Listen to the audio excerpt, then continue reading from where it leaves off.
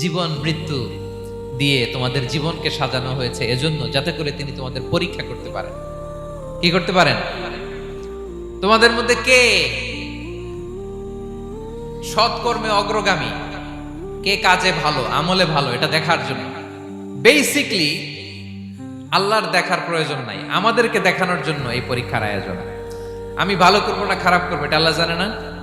তো ওনার পরীক্ষা করা লাগে কেন? কথা বলেন।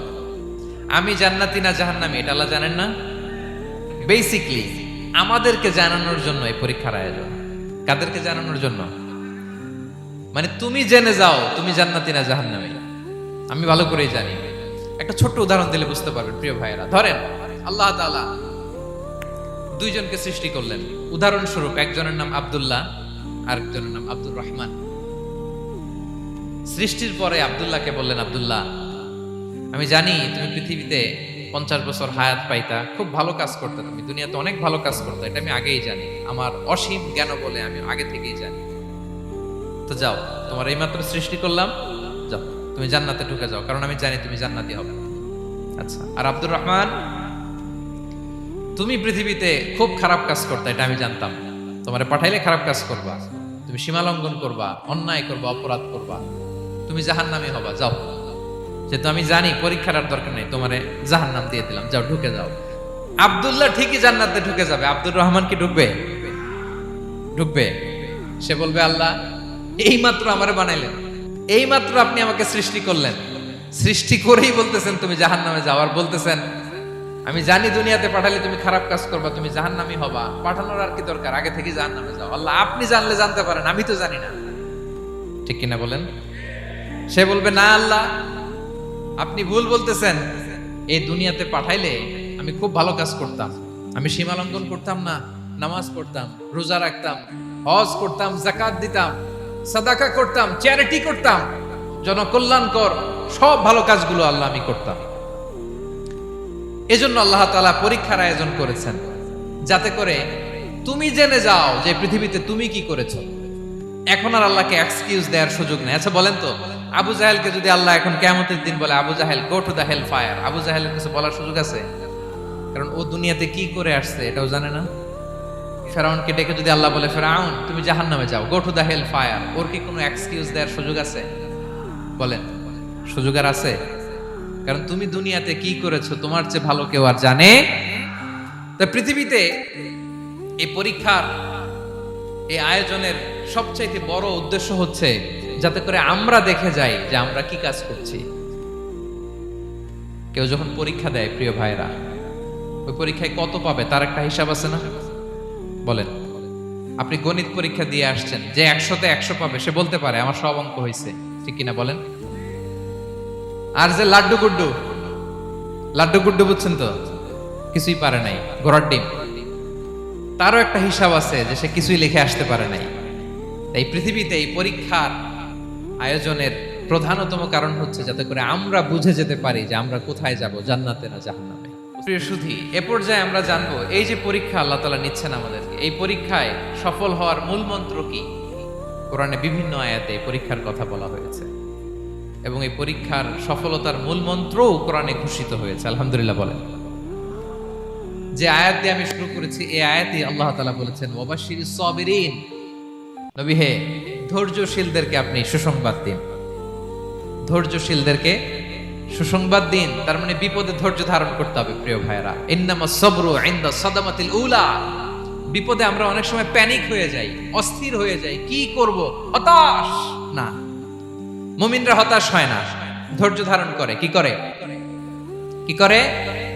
ধৈর্য ধারণ করার শক্তি দাও গো মেহেরবান আমায়, দাও গো মেহেরবান। পড়েন, ধৈর্য ধারণ করার শক্তি দাও গো মেহেরবান আমায়, দাও গো মেহেরবান। সবাই বলুন একসাথে, ধৈর্য ধারণ করার শক্তি দাও গো মেহেরবান আমায়, দাও গো মেহেরবান। বুকের ভেতর ব্যথার নদী বইছে অবিরা, বইছে বইছে অবিরাম। পড়ুন। ধৈর্য ধারণ করার শক্তি দাও গো মেহেরবান, আমায় দাও গো মেহেরবান। পড়েন আমিন। আল্লাহ যেন বিপদে আমাদেরকে ধৈর্য ধারণ করার তৌফিক দান করে। প্রিয় ভাইয়েরা, ধৈর্য এটা এমন একটা গাছ যে গাছের সারা গায়ে কাটা, কিন্তু এই গাছের ফলটা বড় সুস্বাদু। আই রিপিট, আমি আবার বলছি, ধৈর্য এটা এমন একটা গাছ যে গাছের সারা গায়ে কাটা, কিন্তু ফলটা বড় মিষ্টি, ফলটা বড় সুস্বাদু। সবাই ধৈর্য ধারণ করতে পারে না। বিষ্ণু ইসলামকে আল্লাহ তাআলা নানা সময় আশ্বস্ত করেছেন, সান্ত্বনা দিয়েছেন, আর ধৈর্যের বাণী শুনিয়েছেন। আল্লাহ বলেন, ফাসবির কামা সবারা উলুল আজমি মিনার রাসূল। নবী হে, আপনার আগে দৃঢ় প্রত্যয়ী নবীরা যেরকম ধৈর্য ধারণ করেছে, আপনিও ধৈর্য ধারণ করুন। সূরাতুল মুজাম্মিল আল্লাহ তাআলা বলছেন, ওয়াসবির আলা মা ইয়াকুলুনা ওয়াহজুরহুম হাজরান জামিলা। ওরা যাই বলুক, আপনি ধৈর্য ধারণ করুন, ওদের কথাকে ইগনোর করুন। Just ignore what they are saying to you. যা বলে আপনি জাস্ট ইগনোর করেন। ওরা বিষ্ণু ঈসা ইসলামের মনোবলকে ভেঙে দেওয়ার জন্য কখনো বিষ্ণু ঈসা ইসলামকে কবি বলে গালি দিত। কবি কি বলতো? শায়ের। কখনো বলতো মজনুন, পাগল। নাউজুবিল্লাহ পড়বেন না? পাগল বলে গালি দিত। মাঝে মাঝে বলতো কাহিন, গণক। মাঝে মাঝে বিষ্ণু ঈসা ইসলামকে তারা বলতো আবতার, লেস কাটা। মুহাম্মদ, তোমার ছেলে নাই, তোমার বংশ নির্বংশ হয়ে গেছে, তোমার নাম নেয়ার মতো কেউ নাই। কপাল পোড়া। গোটা বিশ্বব্যাপী বিষ্ণু ঈসা ইসলামের সুনাম সুখ্যাতি ছড়িয়ে দিয়েছে কে? আকাশ বাতাস মাড়িয়ে, সাত আকাশ ছাড়িয়ে আল্লাহর আরশ পর্যন্ত আল্লাহ তাআলা বিষ্ণু নবীর সুনাম সুখ্যাতিকে সুউচ্চ করেছেন। ঠিক কিনা বলেন? ইগনোর করুন। আপনাকে কবি বলে, গণক বলে, আপনাকে পাগল বলে, আপনাকে লেসকাটা বলে, জাস্ট ইগনোর দেন। বর্তমান সময়েও নানা ধরনের ট্যাগ আমাদেরকেও দেয় কি দেয় না বলেন? দেয়। আমাদেরকে কি বলে? মৌলবাদী বলে, বলে বলে ওই যে রাজাকার বলে। রাজাকার রাজাকার খেলার দিন শেষ। মন মতো হইলে মুক্তিযোদ্ধা, মন মতো না হইলে রাজাকার, এই দিন শেষ। ওই দিন আর নাই। এই কার্ড দিয়ে আর খেলার দিন নাই। এগুলো মানুষ আর খায় না এখন, এগুলো গিলে না আর। সাধারণ মানুষ বড্ড সচেতন। দেখেন, কালের বিবর্তনে, সময়ের আবর্তনে একই পরিক্রমা আমাদেরকেও ট্যাগিং করে। আমাদেরকে মৌলবাদী বলে, ব্যাকডেটেড বলে, রাজাকার বলে, জঙ্গি বলে, যুদ্ধাপরাধী বলে। আছে না এরকম? ওয়াসবির আলা মা ইয়াকুলুন, নিজের সাথে মিলায় নেন। যা বলে ধৈর্য ধারণ করো।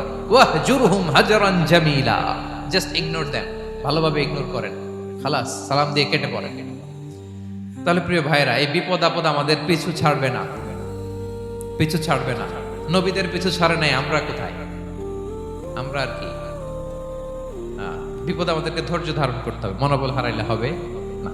দেখেন বিশ্বনবী কিভাবে আপনাদেরকে সান্ত্বনা দেয়। বিশ্বনবী বলেন, আজাবান লি আমরিল মুমিন, মুমিনের ব্যাপারটা বড় আশ্চর্যজনক। ফাইন্না আমরাহু কুল্লাহু লাহু খাইর, মুমিনের জীবনে যা ঘটে সবটাই খাইর, সবটাই কল্যাণ। ইন আসাবাতহু সাররাউ শাকারা ফাকানা খাইরাল্লাহ ওয়া ইন আসাবাতহু দাররাউ সাবারা ফাকানা খাইরাল্লাহ। মুমিনের জীবনে যদি সুখ আসে তাহলে মুমিন শুকরগুজার হয়, এটা তার জন্য ভালো। আর যদি মুমিন জীবনে দুঃখ আসে তাহলে সে সবর ইখতিয়ার করে, এটাও তার জন্য ভালো। সুবহানাল্লাহ। তাহলে দেখেন, আমরা হয় সুখে থাকি নয় দুঃখে থাকি, ঠিক কিনা বলেন? তাহলে সুখের সময় আমরা শুকর করি, কি করি? শুকরগুজার হই। শুকরিয়া করাও একটা ইবাদত, শুকরিয়া করাও কি? আর দুঃখের সময় আমরা সবর করি, সবর করাটাও একটা। তাহলে আমাদের পুরো জীবনটাই ইবাদত, পুরো জীবনটাই। সুখের সময় শুকর আর দুঃখের সময় সবর। আওয়াজ করে বলেন, সুখের সময় শুকর আর দুঃখের সময়। এই দুই ইবাদত মুমিন জীবনে চলমান, কন্টিনিউয়াস, একটা উইন উইন সিচুয়েশন। কি বলেন? উইন উইন হয়ে গেল না? যেই পরিস্থিতিতেই থাকে আমাদের জন্য লাভ। আল্লাহু আকবার। তাহলে প্রিয় ভাইরা, এটাই জীবনের বাস্তবতা। সবর আমাদেরকে ইখতিয়ার করতে হবে, হতাশ হওয়া যাবে না। অনেকে আমরা অল্পতে হতাশ হই। এই যে আমরা ধৈর্য ধারণ করছি, এর ফল পাচ্ছি না? দীর্ঘ 1.5 যুগ 1.5 দশক ধরে ধৈর্য ধারণ করছেন না আপনারা? এখন মুক্তি, স্বাধীনতা, বিজয় এনে দিয়েছে কে? ধৈর্য ধারণ করুন। ধৈর্যের যে ফলাফল, এটা বড় মিষ্টি। ধৈর্য এমন একটা গাছ, এই গাছের সারা গায়ে কাটা, কিন্তু এর ফলটা বড় সুস্বাদু, এর ফলটা বড় মিষ্টি। ধৈর্য ধারণ করার অভ্যাস করতে হবে প্রিয় ভাইরা। মুমিন হতাশ হয় না, হাল ছেড়ে দেয় না। মুমিন ভরসা রাখে একজনের উপর, তিনি কে? লা তাইআসু মির রাউহিল্লাহ, ইন্নাহু লা ইয়াইআসু মির রাউহিল্লাহি ইল্লাল কওমুল কাফিরুন। আল্লাহর রহ থেকে, রহম থেকে নিরাশ হয়ে যাও না। কাফির ছাড়া, অকৃতজ্ঞ ছাড়া কেউ আল্লাহর রহ থেকে, আশা থেকে নিরাশ হয় না।